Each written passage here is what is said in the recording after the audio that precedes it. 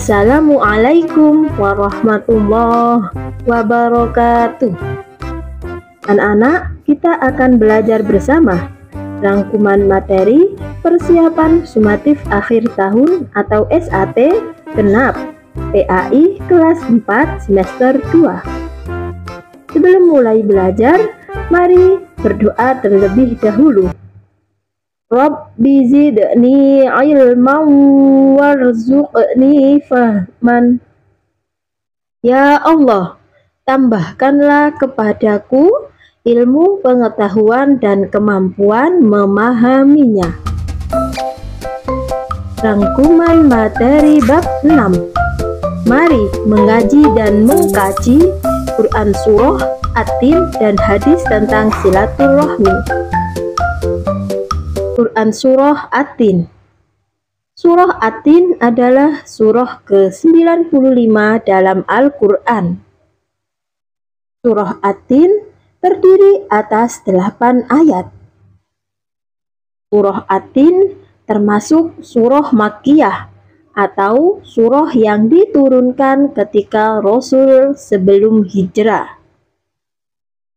At-Tin artinya buah tin. Pesan pokok Quran surah At-Tin. 1. Allah telah menciptakan manusia dalam bentuk yang sebaik-baiknya. 2. Apabila manusia durhaka kepada Allah dan tidak menaati utusannya, maka akan dikembalikan ke tempat yang serendah-rendahnya, yaitu ke neraka. 3. Orang-orang yang benar-benar beriman dan mengerjakan kebajikan akan dibalas dengan pahala. Allah Subhanahu wa Ta'ala, Dia Maha Kuasa untuk membangkitkanmu dari kematian. Dan yang kelima, Dia, Allah, akan memberi putusan dengan adil, yaitu memberi pahala kepada orang yang taat dan menghukum orang yang bersalah. Hadis tentang silaturahmi. Silaturahmi artinya tali persahabatan atau persaudaraan. Hadis tentang silaturahmi diriwayatkan oleh muttafaqun alaih. Pesan pokok hadis tentang silaturahmi adalah: barang siapa yang yakin kepada Allah dan meyakini akan datangnya hari kiamat, maka hendaklah mempererat tali persaudaraan dengan sesama manusia. Rangkuman materi bab 7. Beriman kepada Rasul-Rasul Allah. Makna iman kepada Rasul-Rasul Allah. Iman artinya percaya. Iman kepada Rasul-Rasul Allah berarti percaya bahwa Allah mengutus Rasul-Rasulnya sebagai teladan dan contoh bagi manusia. Sifat Rasul-Rasul Allah. Allah mengangkat seseorang menjadi Rasul karena memiliki sifat yang baik. Di antaranya: 1. Siddiq, artinya jujur. 2. Tabligh, artinya menyampaikan. 3. Amanah, artinya dapat dipercaya. Dan yang keempat, fatonah, artinya cerdas. Tujuan diutusnya Rasul Allah: 1. Menyampaikan wahyu kepada manusia. 2. Menyampaikan pesan berupa kabar gembira dan kabar buruk. 3. Rasul juga diutus untuk menyempurnakan akhlak manusia. Rangkuman materi bab 8. Aku anak soleh. Salam. Salam artinya damai. Salam juga berarti pernyataan hormat. Ucapan salam adalah Assalamualaikum warahmatullahi wabarakatuh. Sedangkan ucapan menjawab salam adalah Waalaikumsalam warahmatullahi wabarakatuh. Salam disampaikan ketika 1. Bertemu dan berpamitan atau berpisah. 2. Ketika masuk rumah. 3. Ketika mengawali telepon. Dan yang keempat, hendak bertamu ke rumah orang lain. Menyampaikan salam hukumnya sunnah. Jika mendengar ucapan salam, maka kita wajib menjawabnya. Senang menolong orang lain.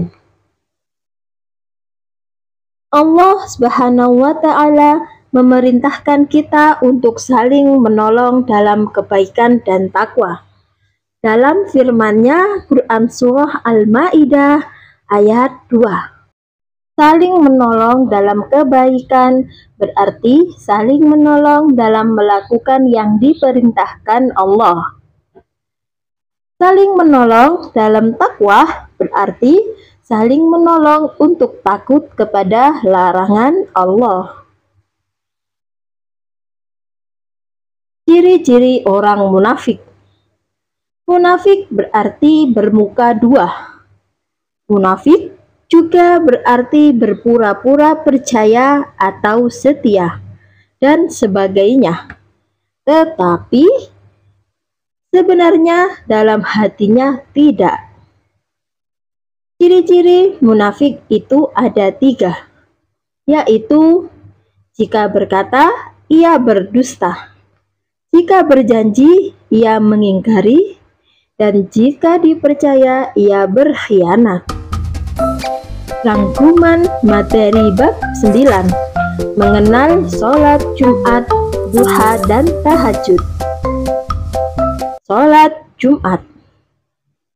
Sholat Jumat adalah sholat 2 rakaat yang dilakukan pada waktu zuhur hari Jumat.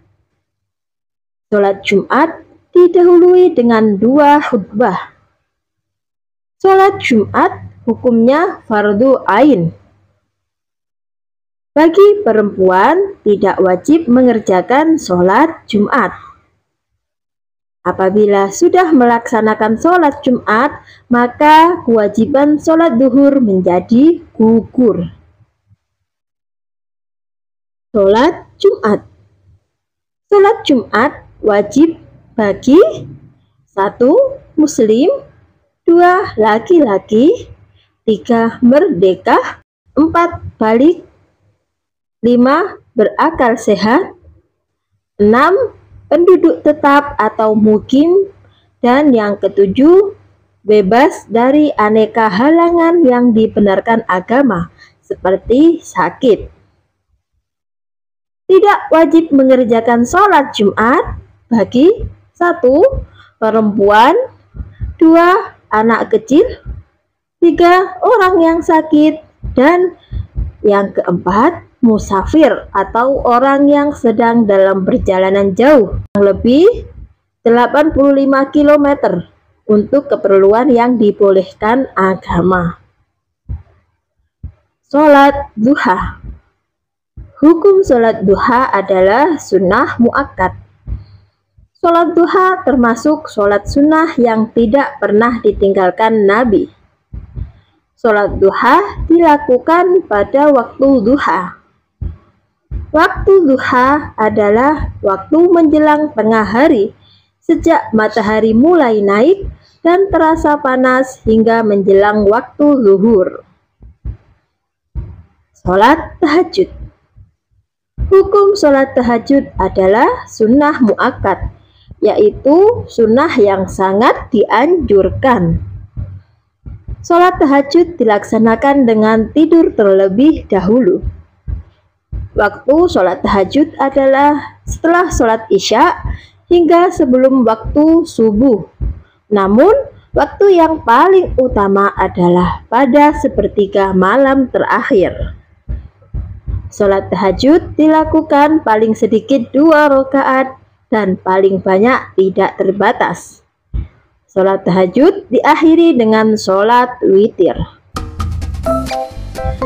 Rangkuman materi bab 10. Kisah Nabi Muhammad SAW membangun kota Madinah. Membangun masjid. Langkah pertama yang dilakukan Rasulullah ketika sampai di Madinah adalah membangun masjid. Masjid itu dikenal dengan sebutan Masjid Nabawi. Rasulullah memilih tempat unta beliau pertama kali berhenti sebagai lokasi masjid. Rasulullah membangun masjid sebagai tempat sholat dan pusat kegiatan umat Islam. Di samping Masjid Nabawi dibangun pula rumah untuk Rasulullah. Menjalin ukhuwah.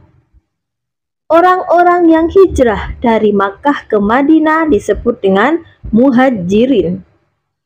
Kaum Ansor adalah penduduk Madinah, terdiri dari suku Aus dan Khazraj yang menolong kaum muhajirin. Persaudaraan yang dijalin dan bantuan kaum Ansor tidak membuat muhajirin berpangku tangan dan bermalas-malasan. Kaum muhajirin tetap berusaha untuk dapat memenuhi kebutuhan hidup sehari-hari mereka. Menggalang kerukunan. Rasulullah melakukan perjanjian antara kaum muslim, yaitu muhajirin dan ansor, dengan Yahudi sebagai penduduk Madinah. Isi perjanjian ini kemudian dikenal dengan Piagam Madinah. Piagam Madinah berisi tentang pengakuan sebagai umat, baik sesama muslim maupun berbeda agama, yang memiliki tujuan sama. Alhamdulillah, ila liqa. Wassalamualaikum warahmatullahi wabarakatuh.